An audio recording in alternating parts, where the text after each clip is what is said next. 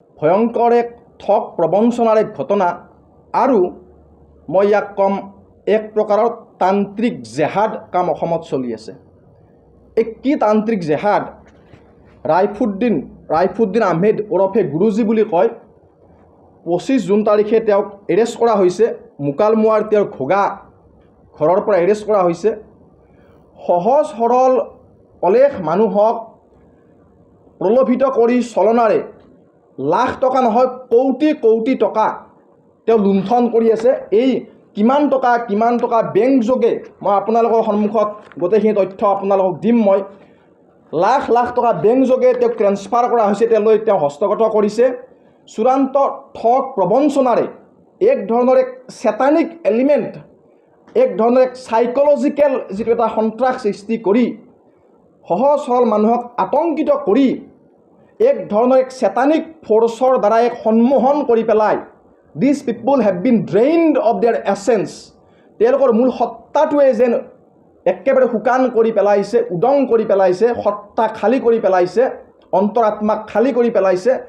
আৰু আপোনালোকে জানি আচৰিত হ'ব, এনেকুৱা এক অৱস্থা পাইছে যে এই প্ৰলোভনত আহি পেলাই এই চলনা ইমানেই ভয়ংকৰ হৈছে, তেওঁৰ চলনাত পৰা বহুত মানুহে ঘৰত আহি পেলাই মন্দিৰলৈ যোৱা বাদ দিছে। মন্দিৰবোৰত কলা কলা ৰং লগাই দিছে আৰু কৈছে যে তহঁতৰ ভগৱান মিছা ভগৱানক উপাসনা কৰিব নালাগে। এই ভগৱানক আমাৰ সমাজৰ মানুহ, আমাৰ সমাজৰ শিপাৰ পৰা আঁতৰাই বিচ্ছিন্ন কৰি পেলাই এক নতুন প্ৰকৃতিৰ এক যুদ্ধ আমাৰ ওপৰত জাপি দিব বিচৰা হৈছে। মনস্তাত্ত্বিক সন্ত্ৰাস সনাতনী সমাজখনৰ ওপৰত জাপি দিব বিচৰা হৈছে। আৰু কিছুমান ঠাইত, যিবিলাক ঠাইত আজি নলবাৰীত এই ঘটনা ঘটিছে, কামৰূপত এই ঘটনা ঘটিছে, বৰপেটাত, অসমৰ বিভিন্ন ঠাইৰ পৰা এনেকুৱা ঘটনা আহি আছে। আৰু এই ভিক্টিমসকল আজি ইমানে সন্ত্ৰাসিত হৈ আছে এতিয়া যে সন্মুখলৈ আহিবলৈ টান পাইছে। আমাক কৈছে আপোনালোকে কথাখিনি ৰাখক, আমি তেওঁলোকে আতংকিত হৈ আছে। কিয়নো আজি এই প্ৰেছ মিট দিয়াৰ আন এটা সেইটো উদ্দেশ্য, যেতিয়া এই চিকিৎসালয়ত হস্পিটেলত গৈ পেলাই তেওঁ থানাৰ পৰা তেওঁ বেমাৰ হোৱাৰ অজুহাতত হস্পিটেললৈকে আহিলে। আৰু হস্পিটেলৰ পৰা ভিক্টিমক, হস্পিটেলৰ পৰা এই ৰাইফুদ্দিনে ওৰফে গুৰুজী বুলি কয়, ই হস্পিটেলৰ পৰা ভিক্টিমক ফোন কৰিছে। ভিক্টিমসকল আতংকিত হৈছে, গতিকে ভাবুকি দিছে, ভয় ভাবুকি সন্ত্ৰাসিত কৰাৰ কাম কৰিছে, যাতে কোনেও সন্মুখলৈকে আহি তাৰ লুণ্ঠনৰ কথা প্ৰকাশ নকৰে। আৰু লুণ্ঠন ইমানেই ভয়াৱহ, আমাৰ হাতত যিবিলাক তথ্য আহিছে, এই মানুহবিলাকক এনেকুৱাকৈ তেওঁলোকক প্ৰলোভিত কৰি চাইকলজিকেলি তেওঁলোকক এনেকুৱাকৈ ড্ৰেইন কৰা হয় যে তেওঁলোকে এতিয়া বহুমূলীয়া গুৱাহাটীত কাৰোবাৰ মাটি আছে, কাৰোবাৰ হাজোত মাটি আছে, কাৰোবাৰ বংশৰত মাটি আছে। এই মাটিবোৰ বিক্ৰী কৰিও এই ৰাইফুদ্দিনক টকা দিছে। কাৰোবাৰ ভৰি এখনত কিবা খজুৱতি হৈছে, ৰাইফুদ্দিনে কৈছে কেঞ্চাৰ হৈছে, এই গডে এই শক্তিয়ে ভাল কৰি দিব। এই শক্তিটো চেতানিক শক্তি, এটা চেতানিক শক্তি জাপি দি এক প্ৰলোভিত কৰি আমাৰ ছোৱালী বোৱাৰী, আপোনালোকে জানে ইতিমধ্যে এনেকুৱা এক চাইকলজিকেল এক মনস্তাত্ত্বিক যে পাৰ্চুৱেশ্যন বা সন্ত্ৰাসৰ বলি হৈছে আমাৰ সমাজৰ বহুতো জীয়ৰী বোৱাৰী ইতিমধ্যে বলি হৈছে তাৰ। আৰু যিবিলাক ঠাইত আমাৰ খিলঞ্জীয়া মানুহ সংখ্যা লঘু হৈ গ'ল, সেইবিলাক ঠাইত এই নতুন প্ৰকৃতিৰ এক জেহাদ আমাৰ সমাজখনৰ ওপৰত জাপি দিয়া হৈছে। বহুত ছোৱালী এই সন্মোহনৰ জৰিয়তে বহুত ছোৱালীক আমাৰ সমাজৰ পৰা শিপাচিন্ন কৰি লৈ যোৱা হৈছে। আৰু এতিয়া মন্দিৰত আক্ৰমণ চলিছে যে মন্দিৰবোৰ ক'লা ৰঙেৰে কাভাৰ কৰি দিব দিছে। এই যি মানুহক প্ৰলোভিত কৰিছে আমাৰ সনাতনী মানুহক, তেওঁলোকে মন্দিৰবিলাকো ক'লা ৰঙেৰে কাভাৰ কৰি মন্দিৰলৈ যোৱা বাদ দিছে। ইমানেই তেওঁলোকৰ প্ৰভাৱ খটুৱাই পেলাই এটা চাইকলজিকেল এটা সন্ত্ৰাস, চাইকলজিকেল পাৰ্চুৱেশ্যন এটা গেম খেলি পেলাই আমাৰ সমাজৰ মানুহক আমাৰ শিপাৰ পৰা বিচ্ছিন্ন কৰাৰ এক ষড়যন্ত্ৰ চলি আছে। আৰু বহুত মানুহক ইতিমধ্যে এই ঠগ বাজি চলনাৰ বলি কৰিছে। মুছলমান সমাজৰ বহুত মানুহে কৈছে যে এইটো ভগৱান হ'বই নোৱাৰে, এইটো কিবা চেটানিক ফ'ৰ্চ হ'ব লাগিব। গতিকে মুছলমান সমাজৰ মানুহেও ইয়াক প্ৰত্যাখ্যান কৰিছে, কৈছে ই এটা চেটানিক শক্তি। কাৰণ ভগৱান বা ঈশ্বৰ বুলি ক'লে বা আল্লাহ বুলি ক'লে ইটো মানুহক ঠগি পেলাই লাখ লাখ কোটি কোটি টকা চলনা প্ৰবঞ্চনা কৰি নিব নোৱাৰে। আৰু চৰকাৰক এটা আহ্বান জনাব খুজিছোঁ আমি ইয়াৰ জৰিয়তে, এই ৰাইফুদ্দিন যাতে কোনো প্ৰকাৰে ওলাই আহিব নোৱাৰে। এই ৰাইফুদ্দিনে হস্পিটেললৈকে আহি হস্পিটেলৰ বিচনাত থাকি কেনেকৈ ভিক্টিমক ভয় ভাবুকি দিব পাৰে সেইটো তদন্ত হ'ব লাগে। সেইটো ব্যৱস্থা সুনিশ্চিত কৰিব লাগে যে ভিক্টিমক যাতে ভয় ভাবুকি চলনা কৰিব নোৱাৰে।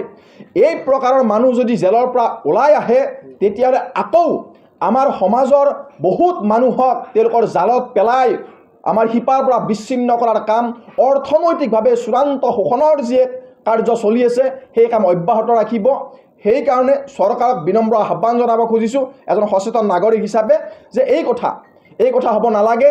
এনেকুৱা অপৰাধী দুষ্কৃতিকাৰীয়ে যাতে জেলৰ পৰা ওলাই আহিব নোৱাৰে, ওলাই আহি যাতে আকৌ আমাৰ সমাজক তেওঁলোকৰ চলনাৰ বলি কৰিব নোৱাৰে সেইটো সুনিশ্চিত কৰিব লাগে। একে সময়তে আমাৰ সমাজক মই বিনম্ৰ আহ্বান জনাম, আপোনালোকক কিবা চলনাত আপোনালোকে নপৰিব। আপোনালোকে বেমাৰ হৈছে, অসুখ হৈছে, আপোনালোকে হস্পিটেললৈকে যাওক। মিছা প্ৰলোভন দি আপোনালোকক নিব ভাল কৰি দিম বুলি কিবা এক মায়াবী শক্তি দেখুওৱা যেন লাগিব, সেই মায়াবী শক্তি আপোনালোকৰ ওপৰত জাপি দিয়া যেন লাগিব। কিন্তু আপোনালোকে এইটো বুজিব লাগিব যে ঈশ্বৰে কেতিয়াও মাটি বিক্ৰী কৰি টকা নিবিচাৰে। ঈশ্বৰে কেতিয়াও আপোনাক নামঘৰ মন্দিৰলৈকে যাবলৈ মানা নকৰে। ইয়াৰ নেপথ্যত কিবা ষড়যন্ত্ৰ আছে, ই এক চেটানিক ফ'ৰ্চ, ডিভাইন ফ'ৰ্চ নহয়। আমাৰ সমাজে বুজিব লাগিব, এনেকুৱা ছয়তানী শক্তিৰ পৰা আঁতৰত থাকিব লাগিব। মায়াবী চলনাময় অসুৰ আগৰ যুগতো আছিলে।